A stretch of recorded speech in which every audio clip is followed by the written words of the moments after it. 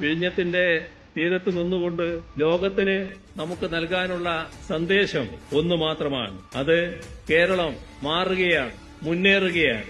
ഇനിയും ഒരുപാട് കാര്യങ്ങൾ ചെയ്യാനുണ്ട് എന്നത് നമുക്കേവർക്കും അറിയാം. എല്ലാ കാര്യങ്ങൾക്കും ജനങ്ങളുടെ പിന്തുണയാണ് കരുത്തായി മാറിയത്. അതിന്റെ ഭാഗമായാണ് എല്ലാ വികസന പ്രവർത്തനങ്ങളും യാഥാർത്ഥ്യമാക്കാനായത്. ഇനി അങ്ങോട്ട് പൂർത്തിയാക്കാനുള്ള എല്ലാ വികസന കാര്യങ്ങൾക്കും ജനങ്ങളുടെ ആകെ പിന്തുണയോടെ പൂർത്തീകരിക്കാനാകും എന്ന് തന്നെയാണ് ഉറപ്പിച്ചു പറയാനുള്ളത്.